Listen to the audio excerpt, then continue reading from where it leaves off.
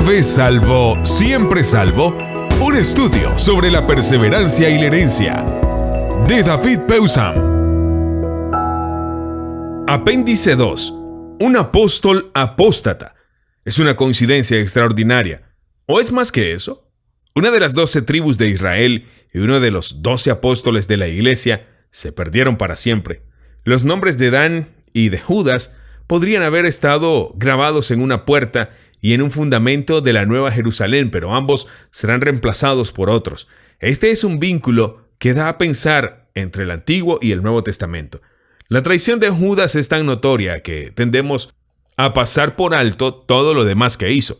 Fue escogido cuidadosamente por Jesús después de una noche de oración para pertenecer al círculo íntimo de discípulos. Pasó 3 años siguiendo a Jesús y aprendiendo de él. Fue enviado a misiones, donde fue compañero de otro Judas, hijo de Jacobo. Predicó las buenas nuevas del reino, sanó a los enfermos y echó fuera demonios. Era el tesorero de la banda apostólica y cuidaba los regalos que recibían de seguidores solidarios. Es interesante que era el único apóstol con trasfondo sureño. Iscariote significa de Keriot. El resto eran todos galileos y varios eran parientes físicos de Jesús. Por eso asistieron a la boda de Caná. Sin embargo, había un defecto fatal en su carácter: la avaricia, centralizada en el amor al dinero. ¿Fue idea propia ofrecerse para ser el tesorero o le delegó Jesús esta responsabilidad? No sabemos, pero sí sabemos que no resistió a la tentación que le ofreció y malversó el fondo común para su uso privado. Fue él quien puso objeciones cuando un perfume valioso que podría haber generado fondos fue desperdiciado en Jesús. Disfrazó su egoísmo, sugiriendo que los ingresos podrían haber sido distribuidos entre los indigentes. Juan 12, 5 al 6. Los detalles de su traición son bien conocidos. Durante la fiesta de la Pascua, cuando Jerusalén estaba atestada de miles de peregrinos, las autoridades no podían hacer un arresto público sin provocar disturbios, dado que Jesús era una figura tan popular, especialmente entre los galileos. Necesitaban saber dónde y cuándo estaría solo, para que pudieran hacer una captura secreta. Judas brindó la información por el precio de un esclavo. Se ha puesto de moda blanquear su motivo, sugiriendo que era político antes que económico. Como estaba impaciente con lo que parecía ser una renuencia de Jesús a proclamarse rey, estaba tratando de forzar su mano, precipitando una crisis. No hay ningún indicio de una conspiración personal de este tipo en el relato.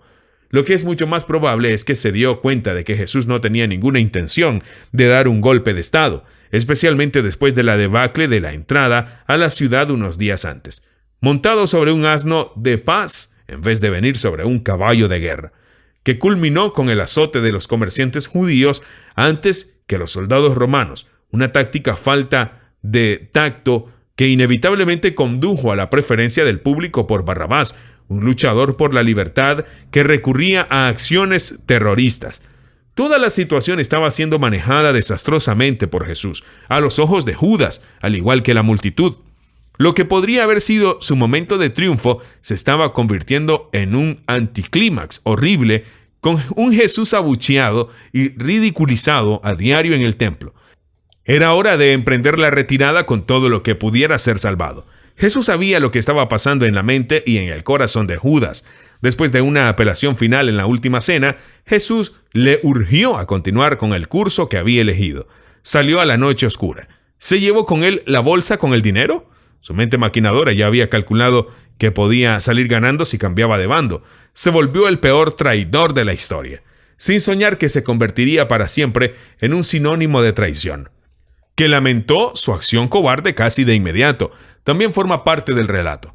Pero su remordimiento lo llevó a la desesperación antes que al arrepentimiento. Arrojando las monedas en la cara de sus nuevos amos, tomó una cuerda y trató de ahorcarse colgando de un árbol. Hasta en eso falló, ya sea la cuerda o la rama, se partió y cayó a su muerte en el valle de abajo, y su estómago se reventó con el impacto. Apropiadamente, era el valle de Hinón de Gehenna, el basural de Jerusalén, siempre ardiendo y lleno de gusanos, que Jesús usaba como imagen del infierno. Era también el lugar donde eran arrojados los cuerpos de los criminales ejecutados.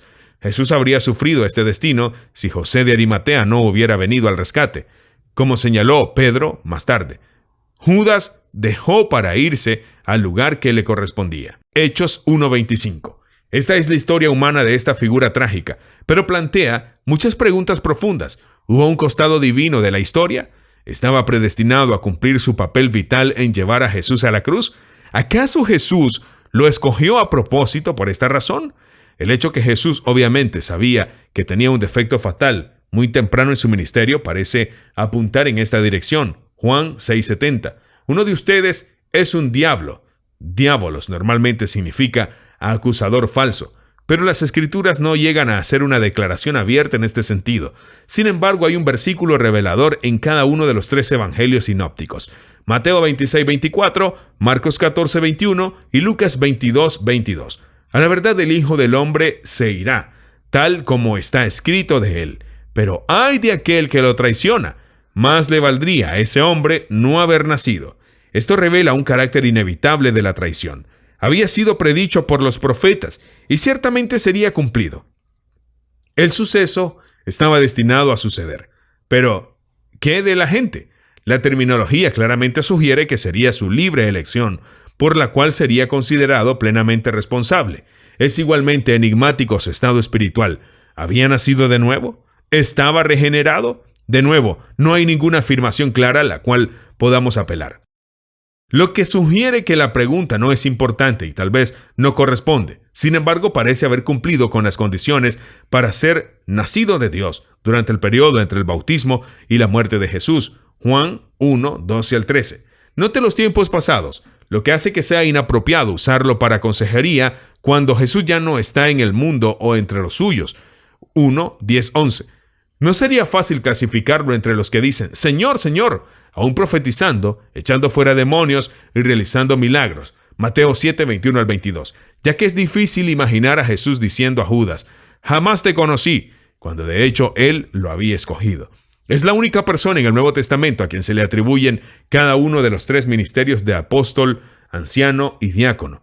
Pedro, mientras supervisaba la elección de un reemplazante de Judas, Hechos 1:15-26, usando el azar, usa 3 palabras para describir su cargo: apóstolos, episcopos y diáconos.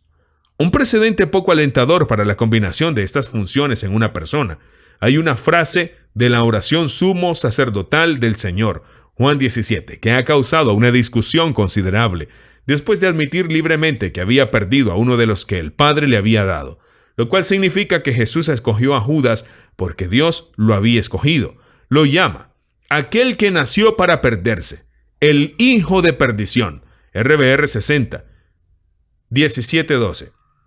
Esto puede ser interpretado que signifique que siempre había tenido esta naturaleza, así como llamó a Santiago y a Juan Boanerges, hijos del trueno, refiriéndose a su temperamento antes que a su genealogía.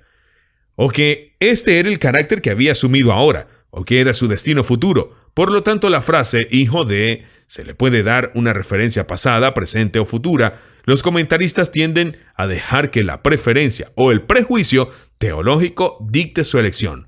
Pero es un caso de que una posición es tan válida como la otra. Es más seguro atenerse a la revelación antes que involucrarse a la especulación. El rasgo llamativo del relato es el énfasis en Judas en los 4 evangelios y en el libro de Hechos. Obviamente ocupaba una posición importante en la memoria de sus colegas, y su papel crucial en la ejecución de su líder ayudaría a explicar el espacio otorgado en sus relatos, pero tiene que haber mucho más involucrado. Volviendo al aposento alto y la última comida de los discípulos con Jesús y con Judas, encontramos la razón por la que su acción dejó tal impresión en ellos. Cuando Jesús los horrorizó al anunciar que había un traidor en medio de ellos, su reacción inmediata fue preguntar, ¿acaso seré yo, Señor? El hecho que no pensaran inmediatamente en Judas Iscariote muestra que, a diferencia de Jesús, no estaban muy conscientes de la debilidad interior y deslealtad potencial de este discípulo. En realidad, cada uno se dio cuenta de que podría ser cualquiera de ellos. Sabían que eran capaces de hacerlo. Su pregunta revela una ansiedad que compartían todos. Estaban buscando seguridad. Quedó para Juan conocer de labios de Jesús la identidad del traidor, pero ni él ni los demás trataron de detener a Judas cuando dejó el grupo. Tal vez aún estaban en un estado de conmoción o no se daban cuenta de lo que estaba por ocurrir. Probablemente se sentían tan aliviados porque no era ninguno de ellos que estaban contentos de verlo marcharse. Si recordamos que las Escrituras fueron escritas para hacernos sabios para la salvación, no es fantasioso suponer que la prominencia dada a esta tragedia tiene el propósito de ser una lección para todos los seguidores de Jesús. Uno puede estar tan asociado a Cristo como Él, tan involucrado en el ministerio como Él, y aún así no ser fiel. Las constantes referencias del Nuevo Testamento y los peligros del dinero, la avaricia por él y el amor por él, indican una tentación común.